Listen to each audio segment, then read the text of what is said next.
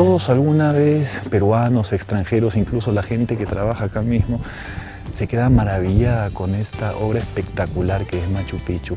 Un verdadero ejemplo de lo que puede ser arquitectura, armonía entre arquitectura y la naturaleza. Bueno, Machu Picchu no fue descubierta hace 100 años, sino que se dio a conocer al mundo hace 100 años. Y en este programa de Sucedió en el Perú vamos a conocer toda esa historia. Yo soy Paul Vega y esto es Sucedió en el Perú.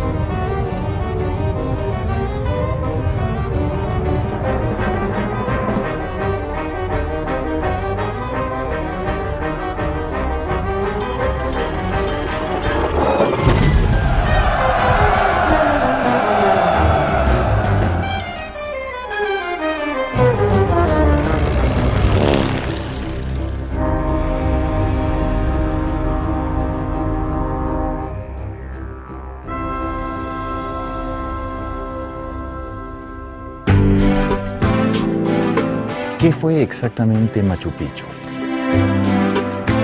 ¿Quién o quiénes lo construyeron?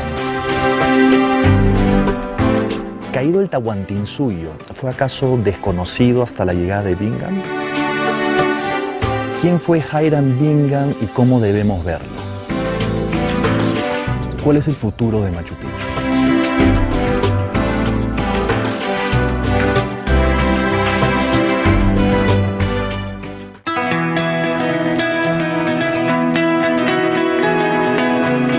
Empecemos desde aquí arriba, desde la cima del Huayna Picchu o montaña joven, que es el guardián de esta ciudad, el Apu tutelar, que parece resguardar y ser testigo del paso del tiempo. En tiempos antiguos, en la época de oro del Perú, viendo a los arquitectos incas diseñando a base de blanco granito esta maravilla universal que hoy es visitada por más de 2.500 turistas de todo el mundo diariamente. Hasta hace 100 años, solo era conocida por nosotros, los peruanos, y algunos viajeros, pero había permanecido oculta para el resto del mundo. Hoy esta ahora extraña ciudad que parece nunca acabarse es por excelencia el símbolo del Perú. Machu Picchu fue una ciudad real, todo indica propiedad del Inca Pachacútec y de su familia ampliada. Los incas eran particularmente afectos a construir ciudades reales, propiedad del soberano y reservada para los suyos. Eran ciudades de gran belleza y autonomía económica gracias a andenes y depósitos. No era una ciudad abierta, era una propiedad privada de un soberano. Y luego era una hacienda en el sentido de que era un conjunto de tierras que pertenecían a la familia del soberano, en este caso los incas. Sus familias eran denominadas panacas. Machu Picchu no es una ciudad, tampoco es una ciudadela, que es el término que emplea Bingham, y que evoca lo militar, ¿no? Es un palacio imperial. Los incas fueron unos maestros en lograr una arquitectura paisajística. Ubicaban sus canchas o recintos y sus palacios en lugares donde armonizaban con el medio ambiente y sus estructuras se identificaban plenamente con el entorno. Aprovecharon de la naturaleza para sus fines estéticos y el mejor ejemplo es el éxito arquitectónico de esta maravilla que es Machu Picchu. Para el mundo entero, Machu Picchu es el Perú, es una especie de marca. El sitio realmente supera las expectativas. Por su ubicación en el cañón, y por otro lado la construcción pues es A1, ¿no? Es una construcción en granito, prácticamente el cerro ha sido tallado en granito, entonces encuentras una construcción magnífica en un lugar único, te evoca algo espiritual, inmediatamente te sientes transportado.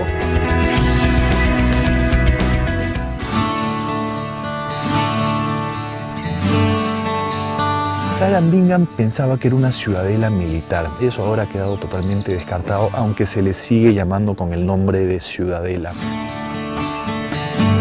Otros pensaban que era la casa de campo del Inca, y eso es totalmente falso. Otros pensaban que era un lugar de refugio para los incas rebeldes. Otros decían que era un mausoleo, específicamente de Pachacútec, y que aquí se había encontrado su momia. Bueno, sea lo que haya sido, en todo caso, era un lugar real de muchísima importancia. Para mí, creo que es un centro de administración política y religioso. No es un lugar al que puede entrar cualquiera, no es un lugar libre donde vive la gente simplemente, ¿no? Es como llegar a un santuario, a una catedral, a un lugar privilegiado, ¿no? En las ciudades reales de los incas no estaba autorizada la libre circulación ni el acceso del común, a menos que estuviera al servicio de la ciudad. Los campesinos indígenas no circulaban por estas ciudades que eran reservadas, siguiendo el principio de exclusividad de todas las aristocracias, incluida la andina. Si bien hay discrepancias en qué fue exactamente Machu Picchu o para qué funcionaba, en lo que sí la mayoría concuerda es que fue construido o empezado a construir en tiempos del Inca Pachacútec, quien fue el verdadero responsable de la expansión imperial inca.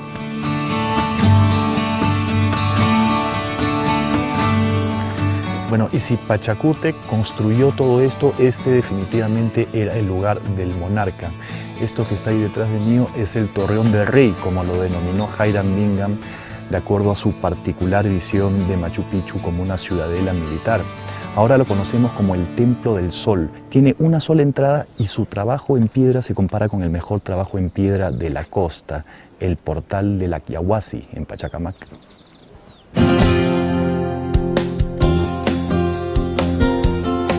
Ubicado sobre una afloración natural de la montaña, el Templo del Sol, también conocido como el Torreón, es la única construcción circular de la ciudadela, cuyos muros de fino acabado parecen recordar a los de Coricancha, el lugar más sagrado del Cusco incaico.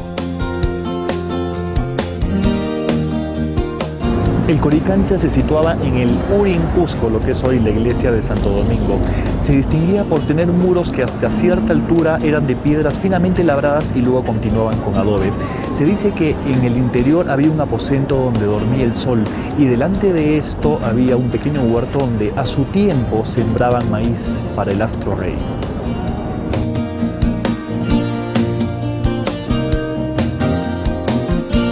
Según los cronistas, fue el Inca Pachacútec quien reconstruyó el templo del Coricancha y además lo dotó de adornos y objetos de oro y de plata. Esto dio origen a su cambio de nombre. Antes se le conocía como el templo del Inti Cancha, es decir, recinto del sol. Y luego se le conoció como el templo del Coricancha, o sea, recinto del oro. Luego de su refacción puso en él nuevos ídolos, es decir, hizo una reforma religiosa.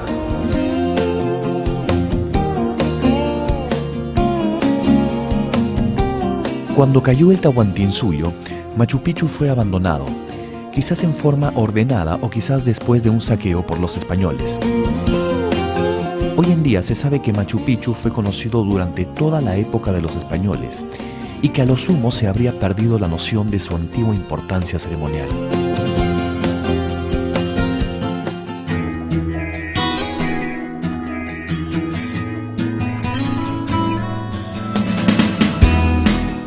Hiram Bingham nació en Hawái, era hijo de misioneros protestantes, recibió una esmerada educación, ganó muchas becas y fue nombrado profesor de historia de la Universidad de Yale.